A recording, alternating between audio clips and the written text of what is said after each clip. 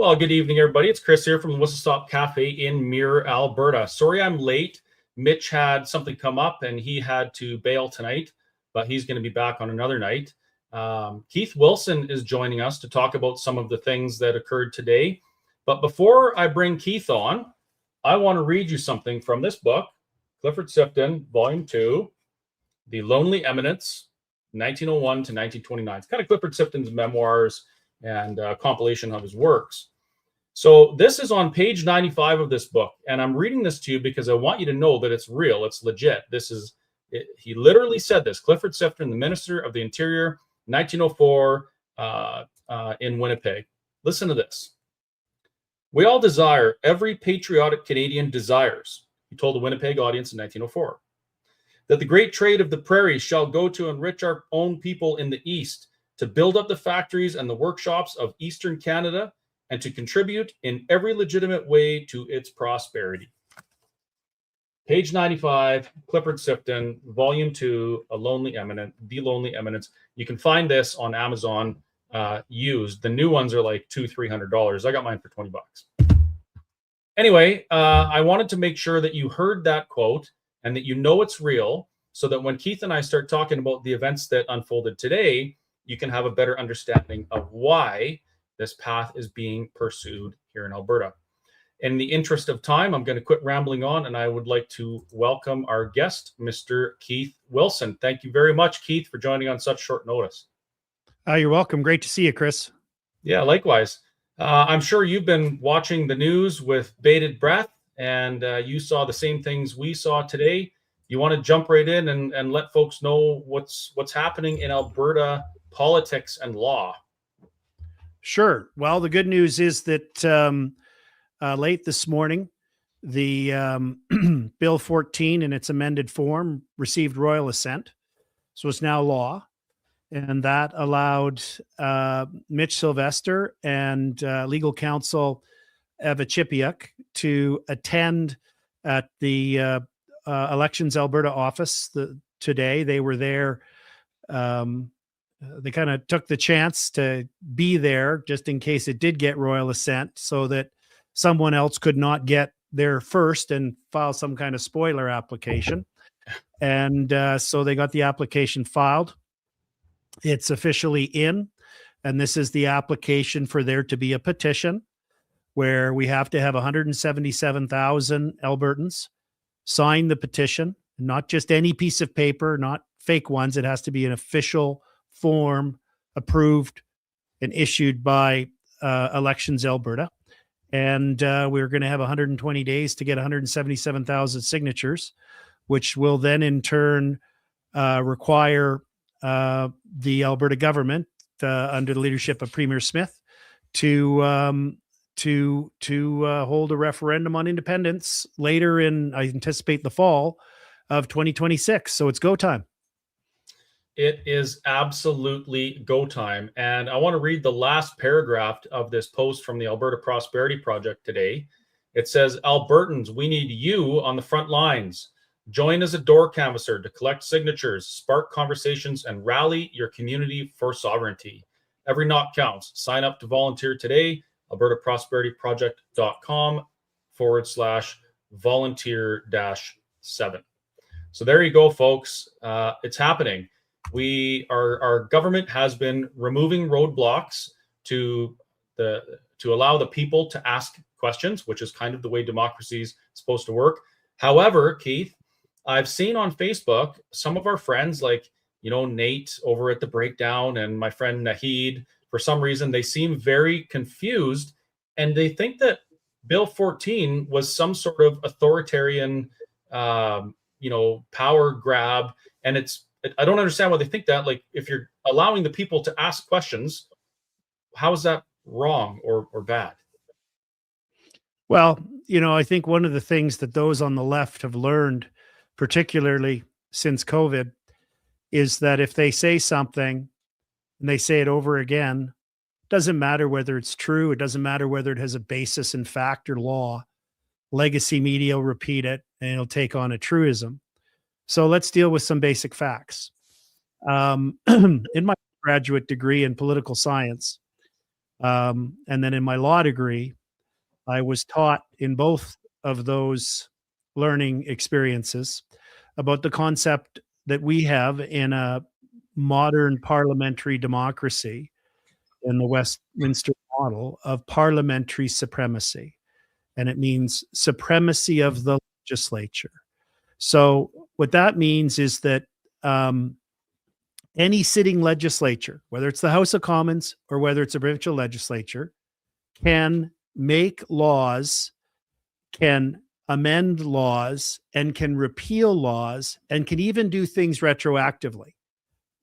These are well-established principles. So under our system of government, we have the people we elect democratically to be the lawmakers, and then we have other people who have other functions, such as the courts, to interpret and apply the law. So what happened with Bill 14 is that it became obvious to all of us that something was wrong with the citizen petition process, where we were faced with facts where Thomas Lukasik files his question about staying or leaving in Canada, and it goes smoothly, right? Everything just goes smooth as it could be. And then the Alberta Prosperity files a formal question to trigger a referendum on independence. And what happens? The chief electoral officer refers it to the courts. And then into this existential abstract analysis of hypotheticals. So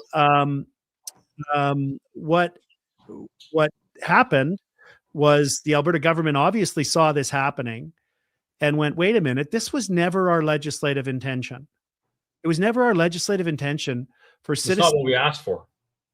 Yeah, it was not what they wanted the policy to be. They wanted it to be democratic, grassroots. If citizens wanted to bring forward a petition on an issue, they should be able to do so, and they shouldn't be subject to whimsical interference by bureaucrats or courts. And when they saw that this was happening, you may or may not recall that in the summer, in late August, when the original application was filed, the first thing that happened was the chief electoral officer said he was referring it to the court, and the Minister of Justice issued a public letter to the chief electoral officer saying, what are you doing? That was never our intention. And the Premier came out and made equally clear comments. So, hey, can you hear this background noise? My dog is really trying to get on camera. Are you just hearing me? No, I can't hear it. No, okay. You might hear mine soon, though. Hang on. So you talk for a minute. I'm going to get this hyperactive dog away from me because he's distracting me. And then I will be right back. Just give me 1 second here. And then. Okay, I think Keith is muted and he's going to deal with his... Just throw me backstage for a second. Okay. Keith's going to go deal with his dog. I want to point something out. The Alberta government just gave everybody what they want. Everyone. The Alberta Prosperity Project has been saying for quite a while, hey, this Citizen Initiative Act the bar is way too high. It looks like it was never meant to be successful. And we want to be able to have a referendum. We want the people to be able to trigger a referendum by a petition, right? So the Alberta government, they've been removing roadblocks so that the people can ask questions and actually get it done. So Thomas Lukasik, he goes and he does a petition and the question is, he wants a referendum on the question of Alberta staying in Canada or leaving. And even his question may have been difficult. So I think what the government did is they said, seeing how we have both parties seem to want to put a question to the people, we're going to remove the legislative roadblock. So I think we actually have, we've got to give Tom some credit for helping show the government that the people of Alberta want to ask the question. Thank you. Sorry for that interruption. I think my dog's trying to get famous, and he is really cute. But so let me just pause for a minute. I had one of the things that puzzled me early in my legal career, particularly because I'd worked in a fairly senior office in government for a number of years before I became a lawyer, was why people spend a lot of money on lawyers going to court arguing over the interpretation of a statute or a regulation. And why I was puzzled by that was because I'm like, well, the people who made the statute and the regulation are still alive, Yeah. right? And they're easy to find. They are always in the capital city, and they don't disguise themselves. They have these really fancy buildings with a big dome usually and statues. Like, they're really easy to find. You can't miss it. So why not go talk to them and say, hey, I think the intention of your legislation is messed up. I think you need to fix it, right?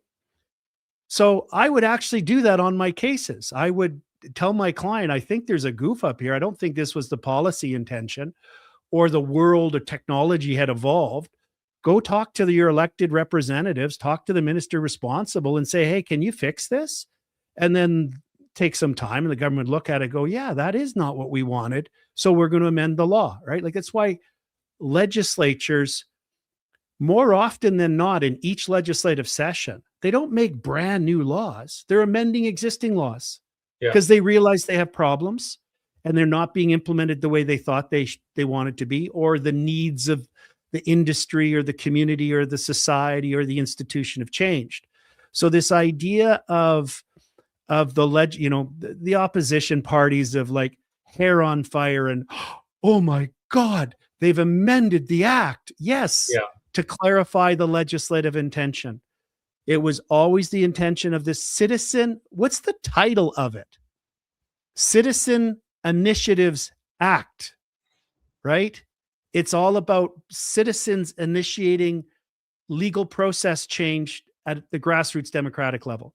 So I think I know, and it's my view that not only is it an option available to a sitting government to amend legislation when they can see their legislative intention is not being implemented, I think they have a duty to do it.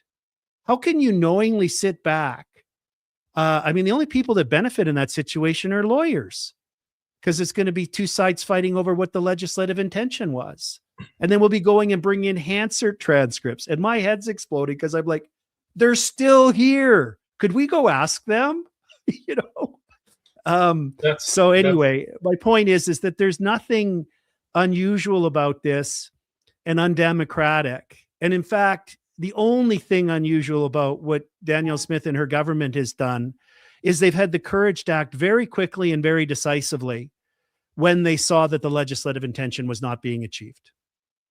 This government they're getting things done. Like, from the time it takes them to start talking about it to the time it's done, they're not wasting any time. So, someone once said to me very recently, if you ever hear the government say they can't do it quickly, they can. They absolutely can. First, second, third reading, boom, done, royal assent, proclaim into law, problem solved. You mentioned about talking to the people that actually wrote the law or participated in drafting the bills or whatever. Interesting story. I met a guy who became my friend. His name is Brian Peckford. And I met him when I was fighting for my survival against the government. I found out that he was the last living signatory of the Charter of Rights and Freedoms. So I drove to Vancouver Island against the law. I wasn't allowed to travel out of my province at the time in a blizzard. And I met with Mr. Peckford and I talked to him about these things. And he said, yeah, what they're doing to you, Chris, is not what the intention of Section 1 of the Charter of Rights and Freedoms was for. Never intended that. It's complete malarkey. He offered to be an expert witness testifying on my behalf. And you know what the court said? Actually, I think you were involved in something similar. The court said he didn't have standing as an expert witness because he wasn't an interpreter of the law. He only helped write it. Well, and in that instance, there's a nuance here. The court's correct. And the reason is, and I forget the Latin expression off the top of my head, but there's, it's the ultimate determination rule, but there's a Latin phrase for it. Sounds fancier. It's the notion is that only the judge in the courtroom can be the ultimate person who determines the facts, based on the evidence and the applicable law. So you can't bring in an expert on the law because that's the judge's job. And the difference also with the Peckford example, and you may know that I represented Premier Peckford in the fall of 2021, and Right. into 2022, suing on behalf of him, and 6 million unvaccinated Canadians had their mobility and other charter rights violated. So I was very honored to have that role, and he was critical advisor during the days when we were in Ottawa during the COVID protests and the mandates protests. So I have the utmost respect for him, but it's only the city. This is back to the principle of parliamentary supremacy, right? It's all the sitting legislature. That's why when you get a situation, for example, in Alberta, we had the progressive Conservatives replaced by the Notley NDP. And the first thing they did was changed a whole bunch of laws, right, to reflect their values and their policies. And then the NDP were replaced by the Kenny Conservatives under Premier Kenny. And the first thing they did was undid a whole bunch of NDP laws, right? This is part of the whole idea of parliamentary supremacy, is that any sitting government is not bound by the previous government's actions. They have the keys to the lawmaking machine, and they can amend laws, they can make new laws, and they can repeal, and they can do things retroactively. So if Premier Peckford was still a premier as a signatory, it might be different, but you'd need all the signatories for him to be in the parallel role. But the bottom line is, what, in my view, what the, and someone's going to accuse me of being an apologist for Premier Smith. I'm calling it like I see it. And I was talking to someone today, and I said this. I said, there is a very significant level of increasing support in Saskatchewan for independence. We all know this, right? Mm-hmm. Why is it that there's going to be an independence referendum in Alberta in 2026, and there's no indication at all that there'll be one in Saskatchewan? Both governments have the same powers. They have the same ability to make laws and amend laws. The difference is Danielle Smith and her government have been very clear at all times that they believe in grassroots initiatives, and that the democratic principle that if citizens come together on and they believe there's an important issue that they want the government to act on, if they follow procedures and that have some fairly significant hurdles to show it's not whimsical, then that's what we should have, and the government should act. So it's a good day, and I think we're very fortunate to have the government that we have. There are many things that I disagree with the Premier on. I don't know if many things. There's a number of things. It's probably far, far more things we agree on than disagree on. There's some things that they've done that I'm not, maybe wish they hadn't have done. But you know what? There's things that my wife and I agree on and disagree on. I'm sure there's things that I've done that she maybe wished I hadn't, and vice versa. It's part of life. We can't expect perfection. And if that's our measuring stick, then we'll never be happy or successful. So I think today was a very good day. It took a lot of political courage for this government, for this cabinet, for this caucus to take the steps that they did. They knew they were going to get pushback. They knew that, I haven't talked to them about it. It's obvious that the NDP were going to try and exploit it. The comrades of the NDP, being all the unionists, are going to try and exploit it, and then all backed up by the paid media that's gets their money from Ottawa. So it took courage to do what they've done. Well, with the NDP's response to anything, I often wonder if Danielle Smith and the UCP cured cancer, the NDP would bash them for putting oncologists out of work and mobilize the unions against them. It seems like it doesn't matter how good what the government is doing for the people of Alberta, the NDP just don't want any of it. And it's almost, to me, it's almost like a bit of a joke watching them debate in the legislature, because you would think that, well, I guess that it's in the name, the official opposition, His Majesty's official opposition, right? So I guess they have to oppose everything. But yeah, it is pretty wild. Speaking of opposition, somewhere along the line, somebody started a campaign called Campaign Total Recall. And now we have 20 UCP MLAs, actually, I think 2 NDP as well, maybe, who are facing a recall under the Recall Act. What's your take on that? It seems like it's a little bit of almost a waste of time to me. Well, I mean, it'll be a test. It'll be a test of the organizational capability of the unions who are behind it and the NDP supporters. I don't think they'll be successful. I don't think they'll get the numbers that they need. And if they were to get the numbers, which I don't think they will, and obviously the government's not worried about it, else they would have amended the law, right? Then it triggers an election in that riding. So it doesn't mean the MLA's necessarily out.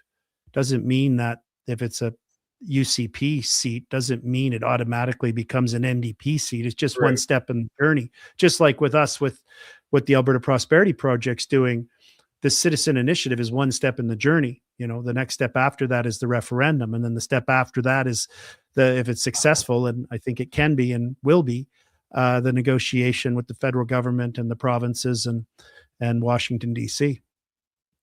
That's something I like to point out at APP meetings. So there's a lot of people that have an idea that we have a referendum and boom, we become independent and we have to do all these things. Well, that's not exactly how it works. The Clarity Act, it specifically says a successful referendum results in negotiation between the other provinces, the province and the federal government and the other provinces, which may result in secession. That's the wording as far as I'm aware. So that means there's the negotiation period, and I don't know how long that could take. I do know that the speed of the courts and government isn't always the fastest. But then, like you say, after that, if the negotiations fail, then there's another part. There's a Declaration of Independence. And then there's another part. There's a constitutional convention. And then another part, electing a government. So it's a series of steps that have to be done in order. And it's not a quick thing. So a lot of the things that I think people are asking about can be start being dealt with at specific times along the way. Is that kind of what we're looking at? Yeah, I think the negotiations, though, will go more quickly. They have the opportunity and the prospect of going very quickly because the Supreme Court of Canada, in the reference decision, paragraphs 154 and 155, envisions a scenario where the other parties, the federal government and some of the other provinces and First Nations, don't enter into good faith negotiations for the province to leave and become an independent country. And so the Supreme Court of Canada said in the 1998 reference decision in paragraph 155 that this does not preclude a unilateral international recognition of independence. So what am I talking about when I say unilateral international recognition of independence?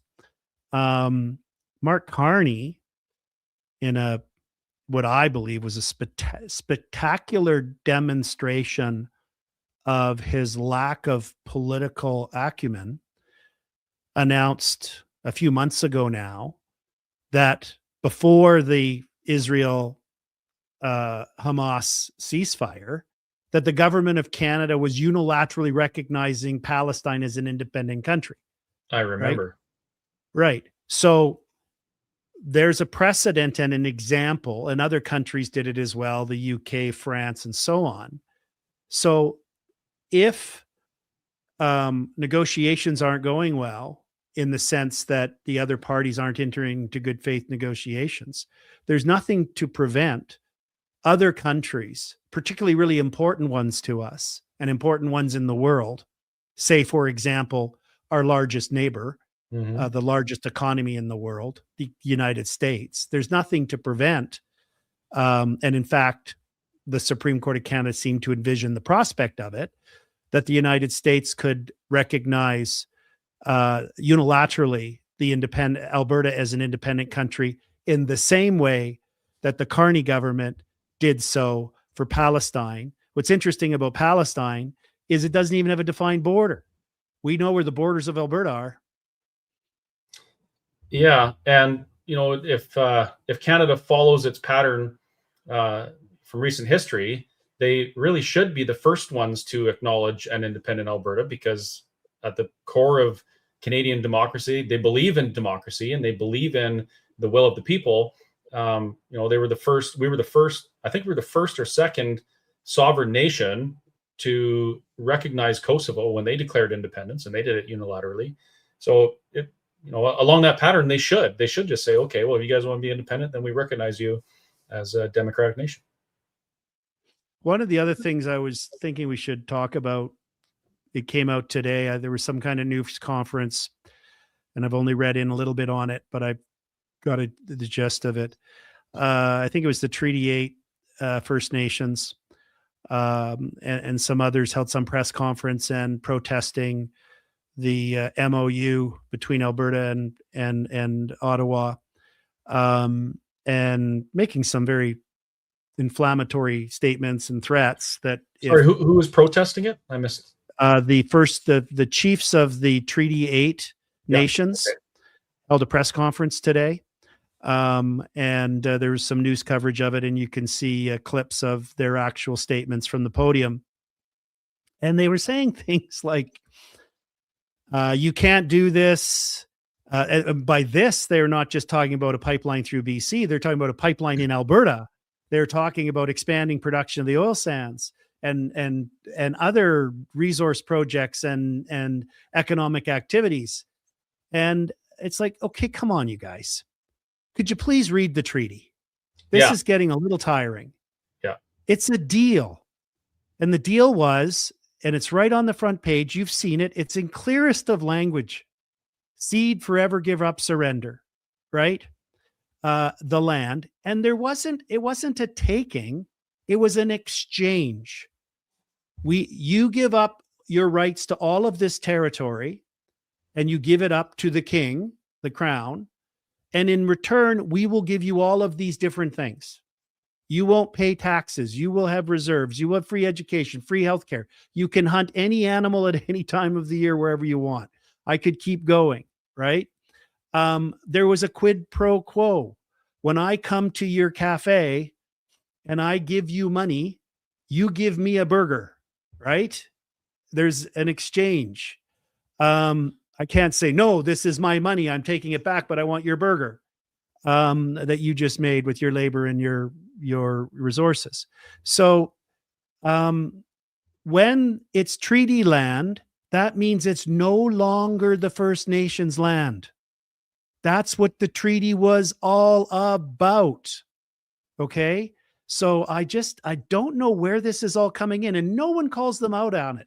No reporter says, well, excuse me, so Chief so-and-so, you do realize that the treaty says on the first page, and they're not long, right? I think you've covered them in some of your shows, says that you forever gave up these lands and they're now crown lands. Why are you saying they're your lands, right? Like, help me understand how you square this circle.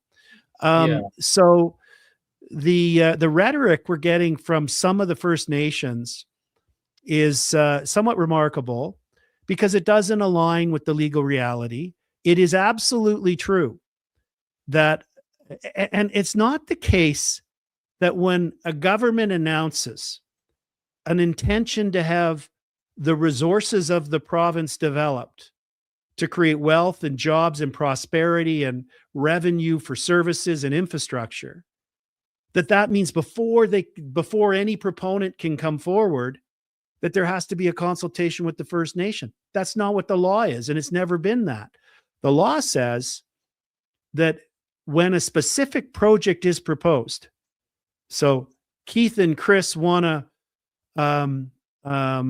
we want to do a forestry project, north of Slave Lake, and it happens to be in the traditional territory of one of the First Nations, and it could affect their hunting and trapping and other traditional activities. We have a duty as the company that's proposing that forestry project to find out who we might be impacting, consult with them, and get their input on it. They don't have a veto. We just have to consult with them and find ways to mitigate impacts if there are going to be impacts, and know what those impacts are. And then it's the government's duty at law to make sure that Chris and Keith's logging company did that consultation and it was adequate. That's it. That's where it begins and ends. So this morphing that's occurred on almost hyperspeed in the last year with events in British Columbia, although they have some very different foundational facts and law than us, fortunately, in a negative way for them, is that the First Nations do not have a veto. When it comes to a veto on a referendum, they don't have a veto when it comes to independence, and they don't have a veto on natural resource projects. What they have is each member, each First Nations person in Alberta, as long as they're over 18 and they're a resident of Alberta, they're a voter in Alberta, just like you and me, they get one vote. They can sign the petition if they want. They don't have to. If it leads to a referendum, they get one vote. They can vote yes for independence, or they can vote no to stay in Canada. After that, after a successful referendum, as we've talked about, that's when the negotiations begin. And the First Nations are entitled to be at the table. And the First Nations, some of them may say, let's say the Treaty 8 guys say, nope, we want everything to remain the same. We go, no problem. Right now, your reserves are owned by the government of Canada. Bingo. The day after independence is finalized and implemented, they will continue to be owned by the government of Canada. No problem. All of your affairs and your lives are administered by bureaucrats in Ottawa and the Department of Indian Affairs, or whatever they keep changing their name to be, under the Indian Act. No problem. That'll carry on. And whatever duty proponents have in the new country of Alberta for resource projects that impact on you, there will be a duty for them to consult and mitigate their impact. And the new government of Alberta will make sure it happens. In other words, you won't notice a difference, except your reserve will be surrounded by the government of the country of Alberta instead of the province of Alberta. That's one of their options. Zero change. Another Which is option, the least best option, I believe. Well, but it's not my choice. Look at the houses the federal government's done. I mean, wow. What do you call that architecture on most reserves, right? Other than, unfortunately, tragic squalor. It's terrible what they have to live in. So it's just been a complete failure, the federal government's approach to First Nations. But if they want to carry that on, that's their choice. And if they think it's good enough or they can improve it with the federal government, that's their choice. That's not my choice, Chris. It's not yours. It's not even my business. It's theirs. Mm-hmm. So that's a very respectful approach, and that's the legal reality. The second option they'll have that's obvious is they can say, no, we want everything to remain the same. We just want the new government of Alberta, the country of Alberta, to step into the shoes of Ottawa. So that means the reserve lands will be owned by the government of Alberta. The equivalent of the Indian Act will be administered by Alberta, etc. Or what they might say is, like some First Nations have done in other parts of the country is say, you know what? Why don't we sit down and negotiate a new deal? Yes. These treaties were negotiated in the late 1800s. Let's sit down and negotiate a new 2026 or new 2027 treaty and modernize the whole thing and change the way our relationships are. But they get to decide. We can't tell them. And this is the whole thing. That's where I don't get this hair on fire reaction from the First Nations is they get one vote in the referendum, just like everybody else. If the referendum's successful, and I think it will be, then they get a seat at the table. And if they say, we don't want anything to change, we say, no problem. Super easy, done deal. And then from there, they can say, well, you know what? Actually, we might want some changes. How about this? And then we can say, sure. Or yeah, we'll agree to that, but you got to then agree to this. We have an honest negotiation like you would in any other mature setting. We really need some changes. I mean, the statistics on First Nations in this country they're heartbreaking, to say the least. But it occurs to me that when these chiefs do the things they're doing right now, like say, things like the answer will always be no. The answer is no, and it will always be no. Well, that's bad faith negotiation for starters. Second, those treaties also say that these lands, the traditional lands, can be used for hunting, fishing, trapping, resource gathering, those types of things to sustain their lives. But it also specifies that in case of a settlement or development, they're not to interfere. It specifically says that. And so when I hear chiefs saying, respect the treaties, these are our sacred treaties, I'm like, dude, you're literally ignoring parts of the treaties that you don't like and telling us to respect the other ones. And you mentioned, Keith, that they don't own the reserves. Why in the world would a group of people want to limit their existence to a piece of land that they don't own, that they'll never own, that they don't have any, they really don't have any, they've got custodial ownership over it. That's it. Why wouldn't they want to, if I was, my opinion, they say, okay, Alberta government, you're going to take over these reserves. I'd say, okay, well, they're yours now. This is your land. We'll give it to them. You know what? Why would you want to stay in that perpetual state? I mean, it's 2025. We don't put people on reserves. We put animals on reserves. We bring people into society with us. So the whole idea that we had to segregate a portion of our society onto specific chunks of land is absolutely ludicrous. And it's not like it was back in the day. Back in the day, they wanted to make sure they had a spot, they could stay and they could flourish and stuff like that. They were worried about being, pushed off land. And so maybe it was necessary, but it sure as heck isn't now. And I really hope that enough First Nations people come with us that we can fix these things. Yeah, I agree. I hope the rhetoric gets turned down, and everybody has a fresh-eyed look at the situation, what's really being proposed, the legal reality and standing of the parties, and the options, the remarkable optimistic options available for the future in terms of relations and opportunities for Albertans and all of the members of the First Nations, and the benefits that they could derive from a reformed relationship. So that's one. The other thing I wanted to mention is Tomac Lukasic and his petition. It was remarkable because I've posted, and others have on Twitter and other social media, on X, his actual referendum application, the one he signed with the stamp on it, right? Yeah. And he submitted an application for a petition for a referendum on Alberta staying in Canada. Yeah. And then after he launched his campaign, he switched his messaging and he started saying, I think a referendum is a really bad idea. There should be no referendum vote in Alberta about staying or leaving from Canada. So sign my petition to stop a referendum from occurring. That's so a people lie. thought, well, it's not accurate. That's for sure. I don't want to imply what his mental intentions were, but it's not accurate. And so many people signed that thinking they were signing to prevent any referendum from occurring. And so remarkably what he did, and that's why so many of us, when he announced he had the signatures, we were like, well, thanks, Thomas. Mm-hmm. You've just compelled the Alberta government to hold a referendum on whether Alberta should stay or leave Canada.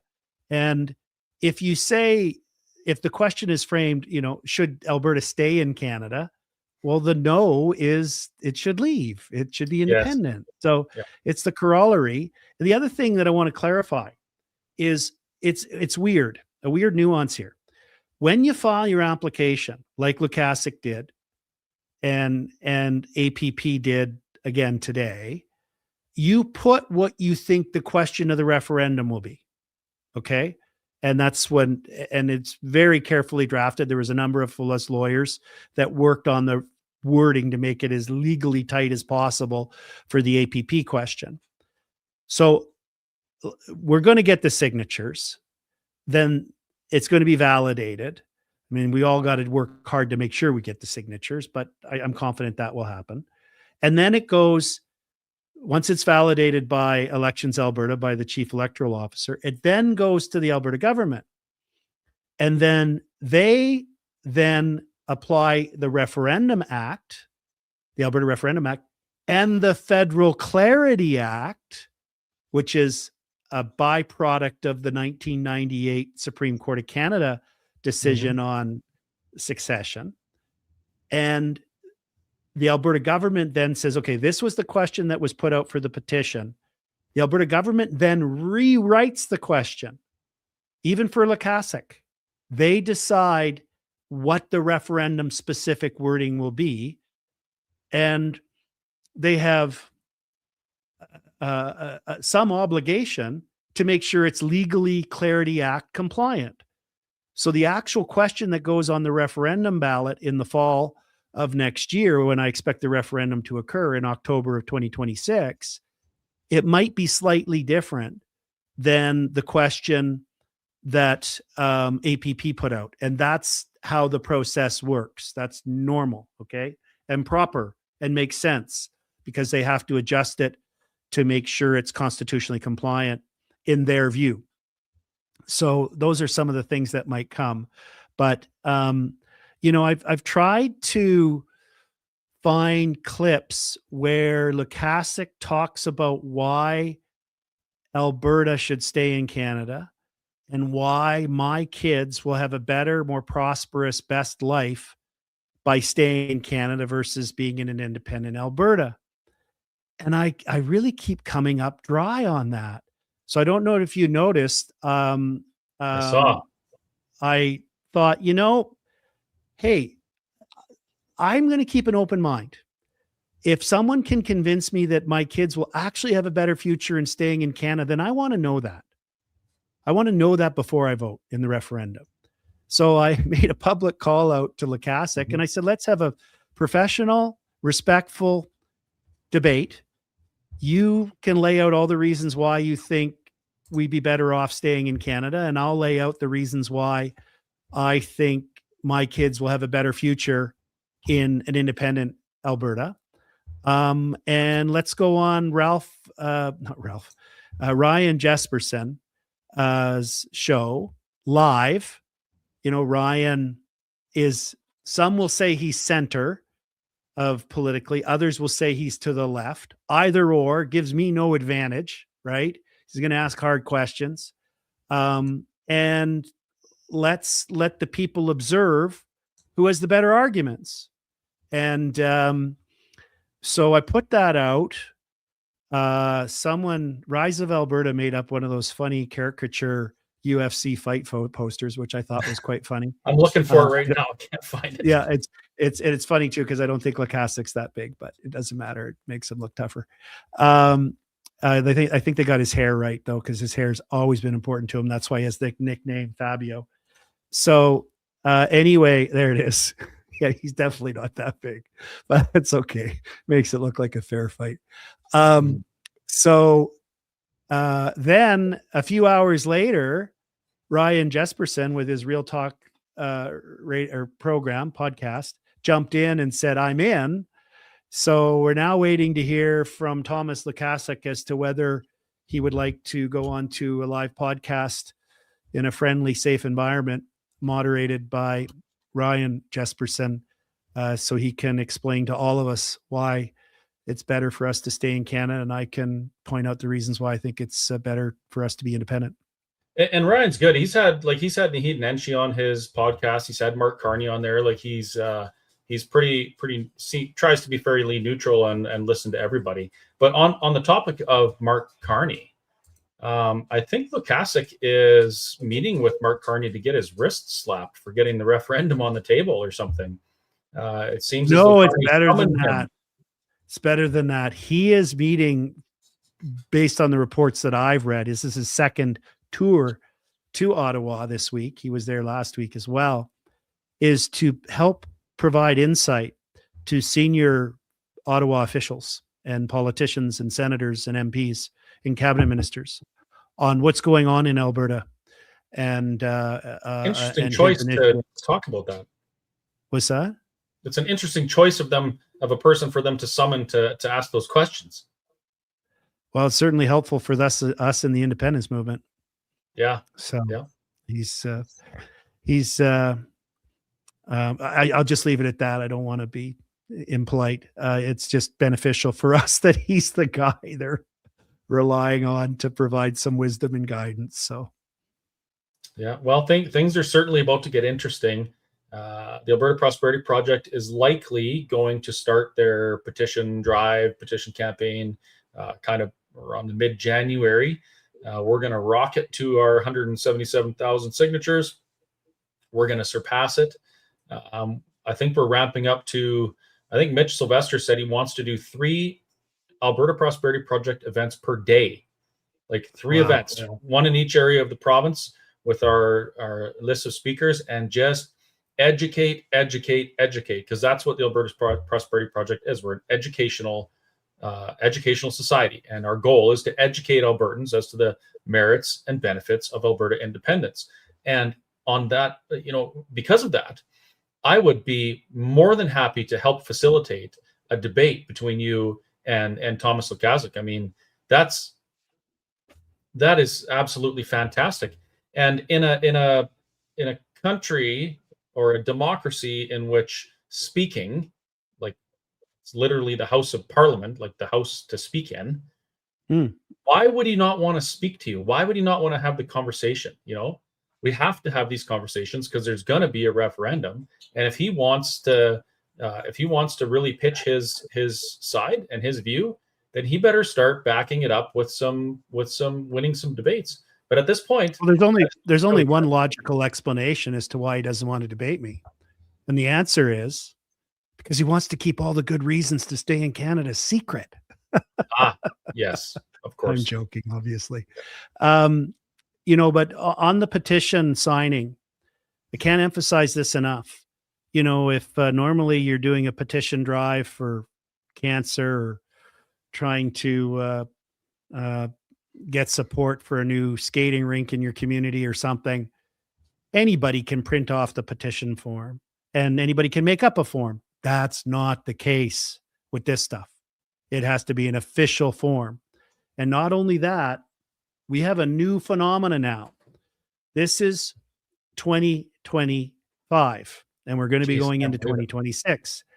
And a lot of people in the younger generation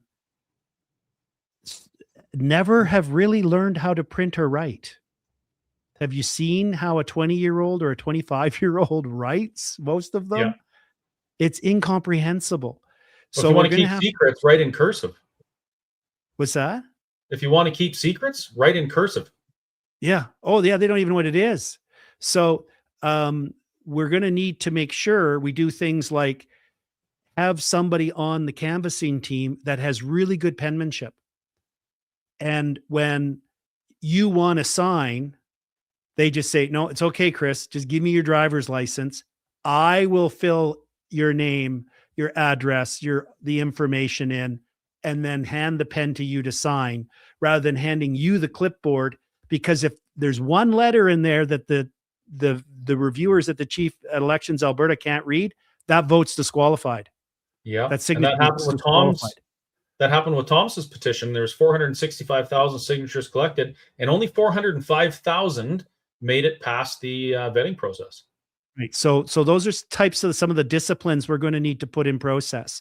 And there's a verification process that needs to occur to ensure that the person's a proper legally valid signer, that they are qualify as a voter of Alberta, over 18, residency, things like that.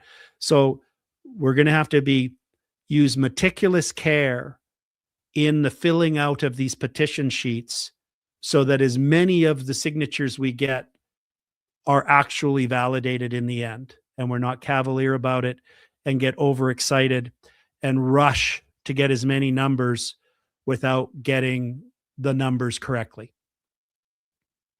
Yeah, and on that topic, throughout this whole campaign, we have to be very diligent. When we share information, we got to make sure we know what we're talking about. You can find a ton of information on the Alberta Prosperity Project website. Keith, I think you've been doing a podcast on these subjects. You've done a few now, talking about different parts of Alberta independence or how we get there. I've been writing. I blog from time to time. You can find that on my website, folks. You know where that is. But the key is arm yourself with I shouldn't say that. whatever, arm yourself with the knowledge you need to have these conversations so that you can equip. That's a better word. That's going to get clipped into a TikTok for sure. Equip yourself with the information you need to have these conversations. And also be diligent in how you're talking to people. I have a very tough time, a lot of the time, being patient and gracious to people who have opposing views to me. I find myself having to check my emotions frequently, lest I, have a little bit of an outburst and use a name that they wouldn't use in court or something like that. But we got to be really careful. And this is a very, very serious and probably the most important thing we're going to do, likely in our lifetimes. I mean, aside from our family things, having children, teaching them those things, this is the most important thing. We've got to put some effort One in. of the messages people are going to start to see promoted on social media in the coming days and leading up to Christmas is that one of the things that's unique about the Christmas holidays is that we get forced out of our echo chambers and our bubbles. We have to go to Uncle Bob's place. Yes. Right? Mm-hmm. And Uncle Bob's the unionist. Yeah. And he loves Carney, whatever. You know what I'm saying?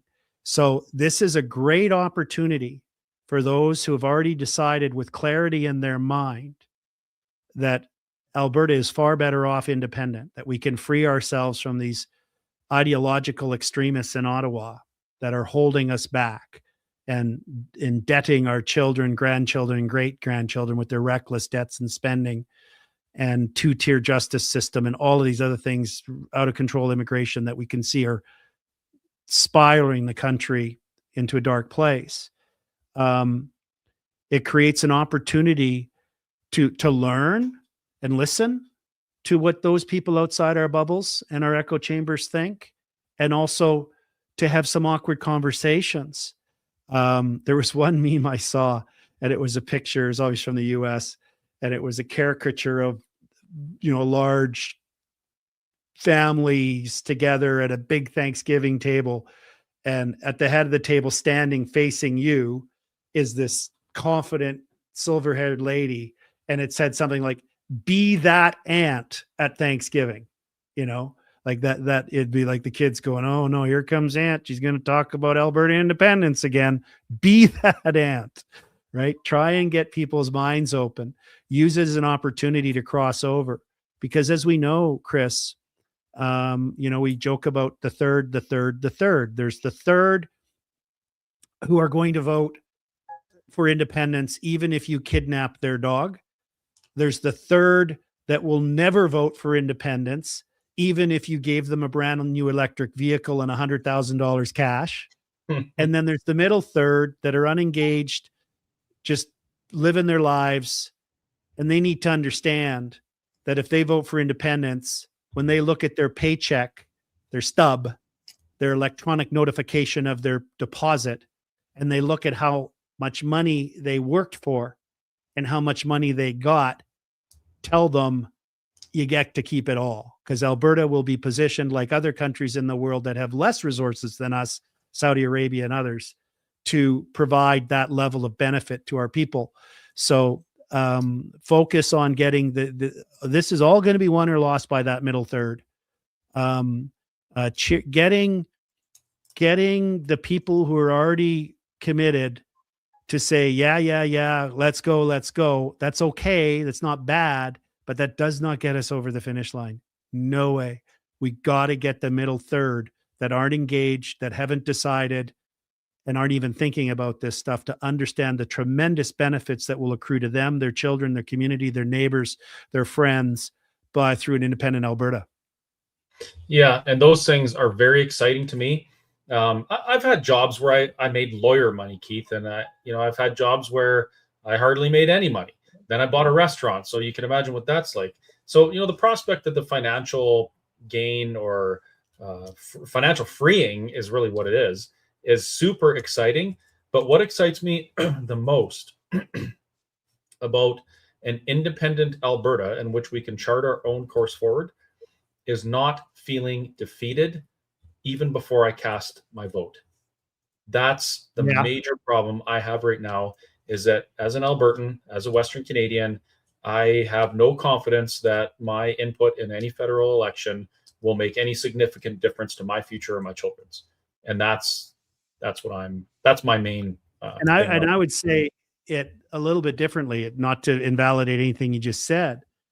What drives me crazy is I see these ridiculous policies, ridiculous laws, ridiculous spending announcements, the corruption that is manifest in Ottawa. And I know there's nothing I can do about it.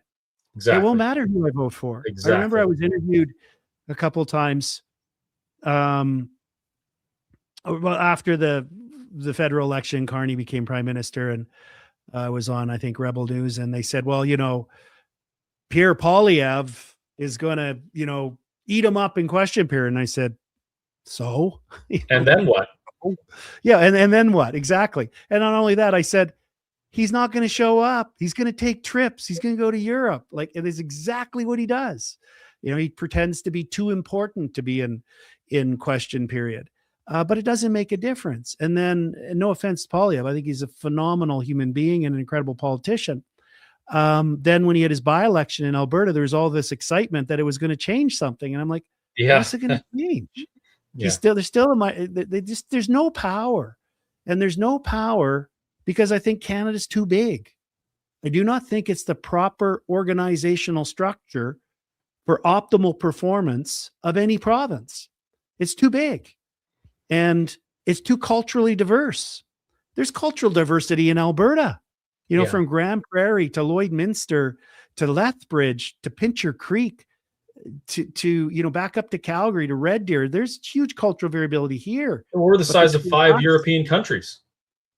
Yes, or more, depending on which countries you pick. Let's pick in the bigger ones for sure. So, I just think the model and the experiment is a failure. And unfortunately, we're on the receiving end of it, of the worst of it, because we're the generators of wealth. We're the ones with the extreme work ethic. We're the ones that want to get up in the morning and go to work, not get up in the morning and say, well, what's the government going to give me and do for me today? Like, unfortunately, so many other people in central Canada and eastern Canada and Quebec. And then they can get away with that because we send all the money to help them live and have these crazy programs. So I'm incredibly optimistic about the opportunity of what the world will look like in the future for our kids and for us in an independent Alberta. We will have the power to make the decisions, the policies, the laws. We can say no to two-tier justice. We can say, I've got some family members that have been looking to immigrate to other countries.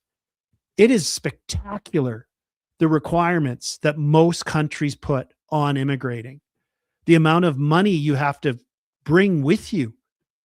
It's insane.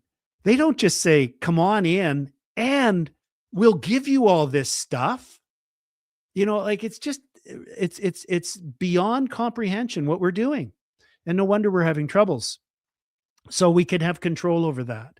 And all of the other things that we see are nutty, like confiscating our guns. It's like, we all know we're what not that the ones proceeds. causing the gun crime. Yeah. There's a lot of the things that I want to be done. Alberta could actually do it right now, and it's been talked about for years. Even Stephen Harper, with his firewall letter, he talked about a few things that we should do. And it is interesting to see now that finally the Smith government is actually taking some steps to maybe implement some of them and at least looking at them. But I mean, these are things that should have been done 50 years ago, 60 years ago. And we're just looking at it right now. It's absolutely wild. I'm just going through the questions. I know there's a lot of comments, like tons of comments, very supportive. There's the odd unsupportive comment, but that's great. I wanted to mention when you were talking about this, I do like it when people put challenges or opposing views in the comments. Those are my inspiration to come up with a new reason why Alberta needs to be independent. I still haven't had one opposing or one contradictory view on Alberta independence that I haven't been able to turn into a reason why we need to be independent. You know, the landlocked thing is a good example. Oh, well, we're going to be landlocked. Sorry, but we're landlocked right now, and we can't negotiate our policy, but we could as an independent nation. So please, folks, if you have any concerns, questions, put them in the comments. I might not get to them right now. Keith and I might not get to them, but I go through them and I research those things, and I use that for my next talk that I do at an Alberta Prosperity Project event, or sometimes I blog about it. So I really do appreciate that. And I'm just going through the comments right now to see if there's any specific questions. And then I guess we'll wrap up, Keith, because we're about an hour in right now. And I know you got other stuff to do that keeps the lights on. So I want to be respectful of your time. There's a pile of comments though. And it's mostly I just turned them on so I could see them. Normally I make sure they're turned off so I don't get distracted by them. So good on you for keeping them on. There was something I was going to say, see if it'll come back. See, it already proves why I keep comments turned off on my side of the screen. So yes, there's going to be people sabotaging us. It's already started. It's only going to get worse. They're not going to want to see the change. I know what I was going to say. The thing that appeals to me about independence is, first of all, many things, but one is there's actually not that many things we have to change to do it. What do I mean by that? There's not a lot of things that the federal government actually does. Yeah. When you look at they don't look after roads and highways. Even the Trans-Canada Highway, Highway 1, is a provincial highway. It's just designated the Trans-Canada Highway, so it gets a little bit of funding from the federal government. But it's provincial laws that apply to it. It's provincial contracted snow plows and paving crews and line marking guys. It's provincial tow trucks that drive on it. I could go through the list. So, we'd have to run a passport office. Well, the federal government's kind of set a pretty low bar there to run a passport office. I'm pretty sure we could run a passport office better than the federal government does, because it's just a gong show, right? Just pathetic bureaucracy out of control. So there's just, the land in Alberta, if it's not private land, it's owned by the province of Alberta. Crown land in Alberta means provincial crown. The mines and minerals are owned by the provincial crown. The water's owned by the provincial crown. Most of the jails are owned by the provincial government and run by the provincial government. There is a few federal penitentiaries, but only a few, and we can negotiate taking those over in the negotiations. There's the Canadian, we'd have to create an army. Well, look at the mess the Canadian Army is. It's a shell of itself. Yeah. It's not even functioning army. It's a disaster. It's a disaster. So it's not like we're going to be without an army, because we really don't have one now. And we'll be able to build it up with some competence without all this DEI and tampon nonsense. The court buildings are all owned by and built by the provincial government and paid for by the provincial government. The lowest level of court they're appointed and paid for by the provincial government. The higher levels are appointed by the federal government and paid for. So that would be something we would take over, but we're not going to be sending 30, 40, $50 billion a year to Ottawa and have all these restrictions on our economy. Do we even need a post office anymore? Maybe we do. Couriers seem Amazon to be doing does a pretty good job of deliveries these days. They seem to be making Canada Post look pretty pathetic. That's for sure. Yeah.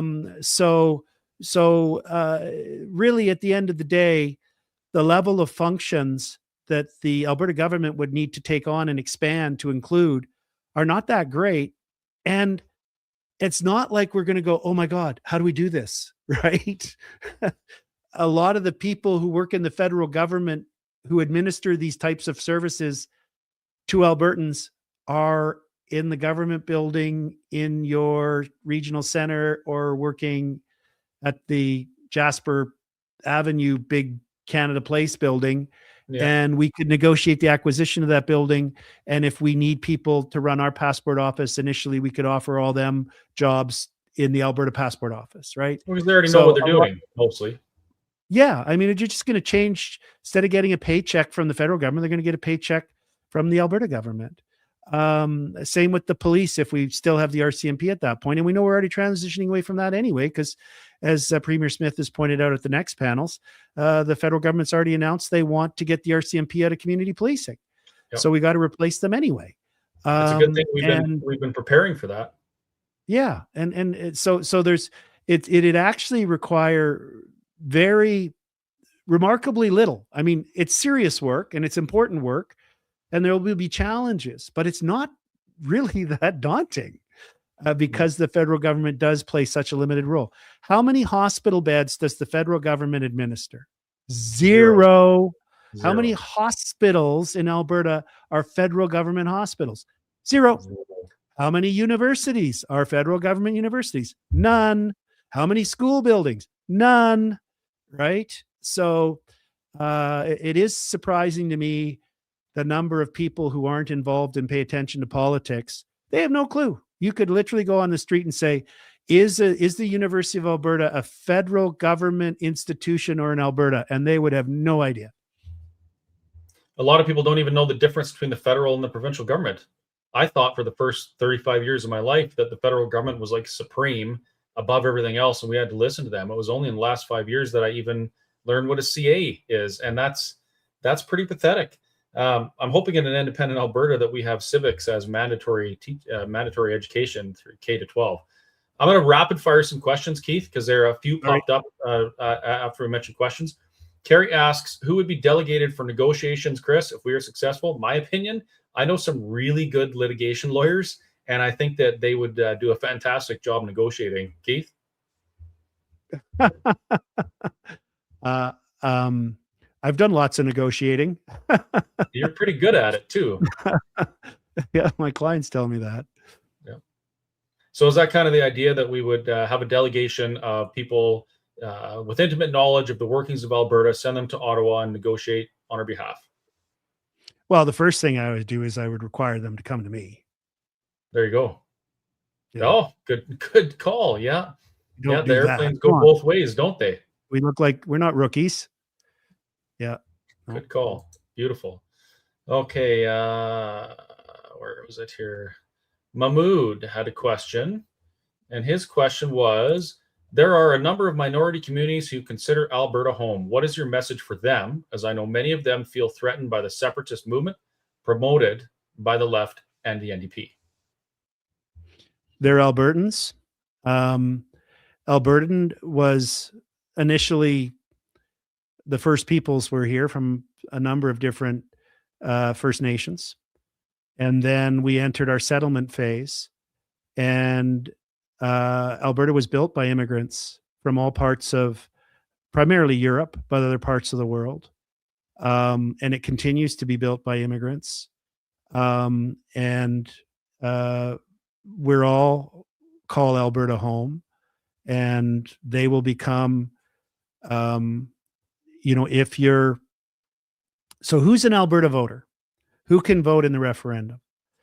And it's a Canadian citizen who is ordinary resident in Alberta and who is over 18 years of age. So all of those people will become citizens of Alberta, and we will have an immigration policy where if somebody's here already, that they can transition to citizenship, and we will have a sensible immigration policy like Canada once had, where we can grow our population, because we will need to, because of the economic activity that's going to be occurring. But we'll do it in a sensible, intelligent way, unlike the reckless wide openness that's occurred. That's to the detriment of everyone, whether it's to the policies of the federal government in throwing immigration wide open has been harmful not only to the Albertans who were already here, but it's been unhelpful to the immigrants as well, because they're not able to get the services and the quality of services that we once were able to receive. I just want to point out that the idea of referring to someone as a minority, it's become strange to me. Like, I'm a minority in that nobody really looks like me. Well, I mean, if they're lucky, they don't look like me. There's very few people that look like me. So I'm a minority.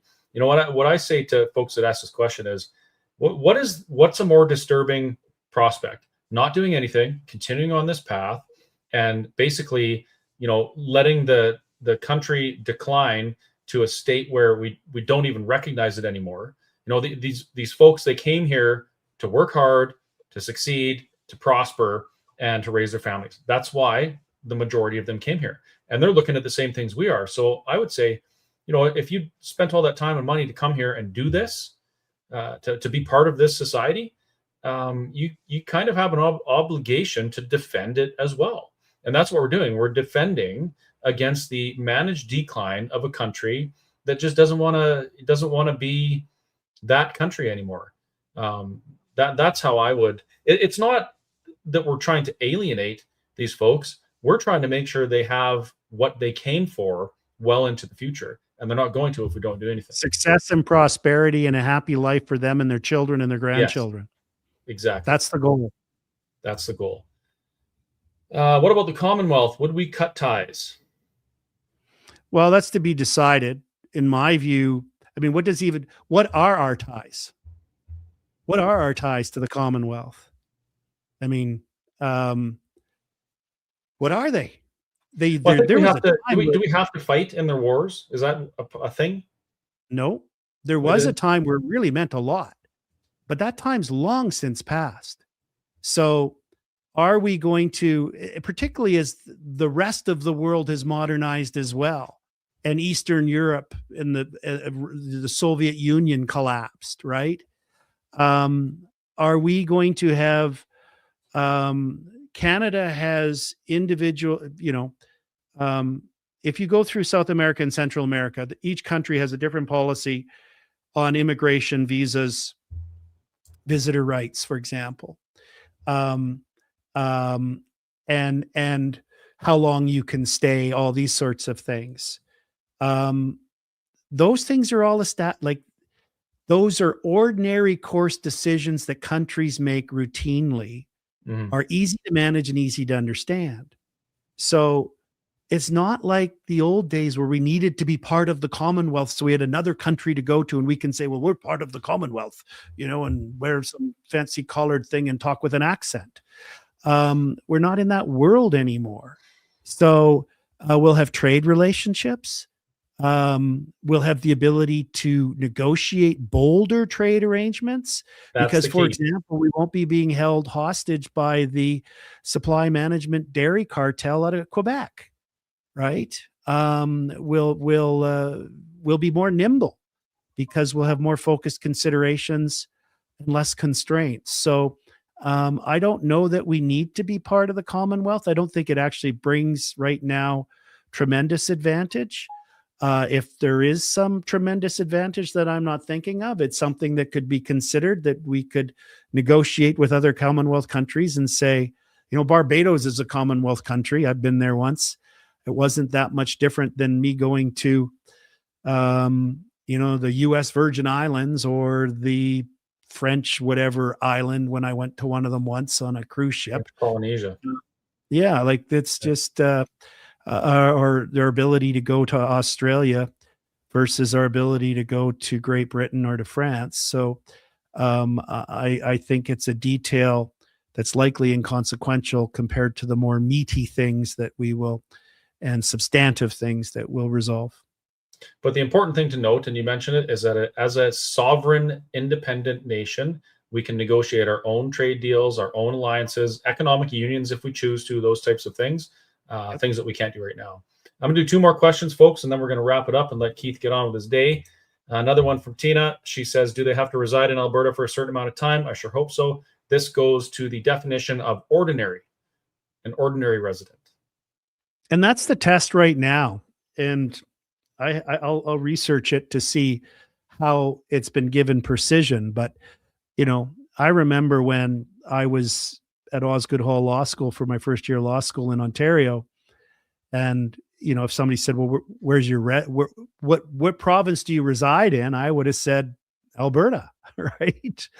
I was just there for law school. So that meant I could not vote in an election, in municipal election there or a provincial election.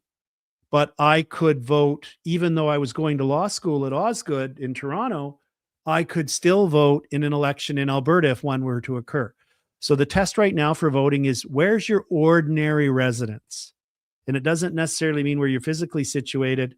There's some tests that are applied to I remember one time I had to vote to prove my ordinary residence. I had to bring like a telephone bill. This was before cell phones.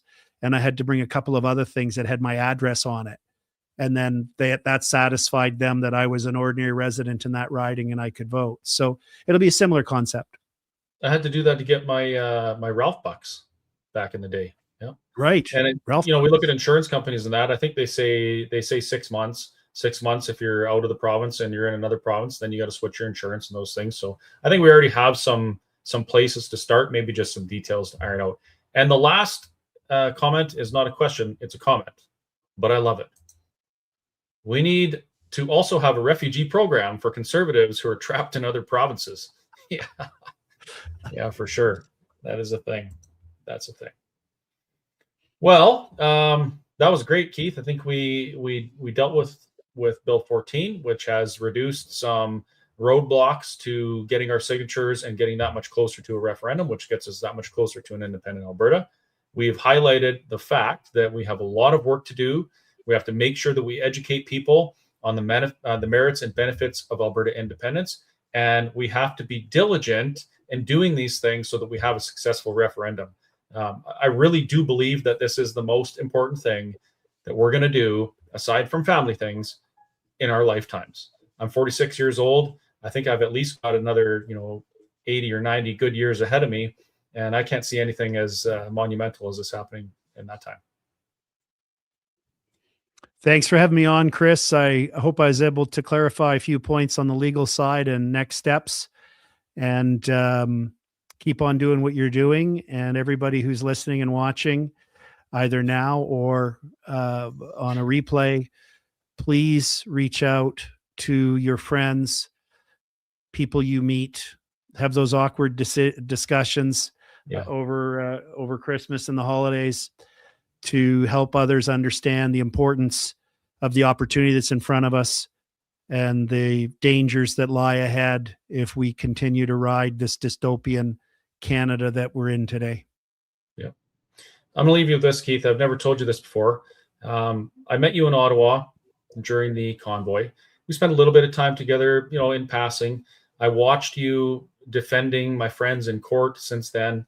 And I saw you speak about Alberta independence. The first time I saw it, watching you talk about it actually gave me hope that someone like you who is doing the work you're doing is on board with this. That was very, very motivating for me. So I just want to say thank you for getting on board the Alberta independence movement.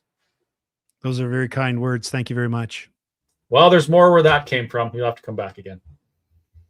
All right. Thank you very much, Keith. Have a great night, and I'm sure we'll talk, or I'll see you soon.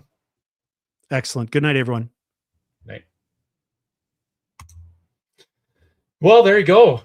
Keith Wilson, always amazing things to say. I love bringing guys like Keith on.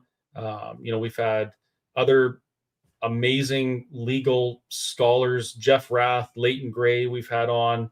We've had doctors and surgeons and stuff on the show talking about things. People with brains much larger than mine. It's very humbling that these guys take the time to come and have these conversations with me. It helps me, and I hope it helps you. And I'm going to continue doing it. Hopefully, we can get Mitch on sooner rather than later. If you have his phone number, text him, tell him to get on the show, send him an email. Well, don't bother him too much. He's busy. He's been away from home, I think, for 5 or 6 days. He's been on the road. The guy is an absolute machine, putting tens of thousands of kilometers on his truck every month, traveling to events, speaking about Alberta independence. If you haven't yet attended an Alberta Prosperity Project event where we're speaking about Alberta independence, please do so. You have to go there and ask your questions. If you have attended an event, come back again. Come to all of them. Bring friends. If you've been to a couple APP meetings, the next one that you see in your area, find 2 people that are on the fence and bring them. Tell them that we will 100% answer their questions. If I can't answer the question that I'm presented at the time, I will find the answer and I'll make sure I do a podcast or a video or a TikTok or something talking about it. We have a very, very great team of people who are educating Albertans about Alberta independence. And if you folks support that and you support that mission, we are going to win. And the world is going to change in a very, very drastic way and in a very, very positive way. But we can only do this together. So we need your support. Thank you very much for watching. Have a great night. And hopefully I will see you at the next Alberta Prosperity Project event. And if you don't know where to find it, you can go to www.albertaprosperityproject.com, which is also right there on that QR code. How do I point? Right there somewhere. You can scan that with your phone. That takes you to the website. Go to the events page and find out what's going on. Bring your friends. While you're at it, go to the resources page and just start reading. Get to know it. Get intimate with Alberta and Alberta independence so that when you have these conversations, you can be effective and bring people to the side of freedom and prosperity, because that's where we should be. Night, everyone.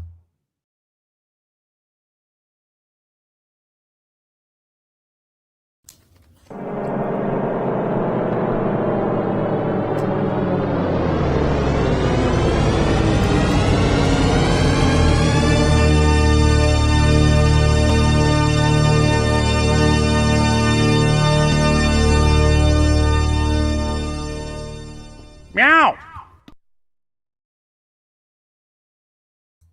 Alberta independence. That's where it's at.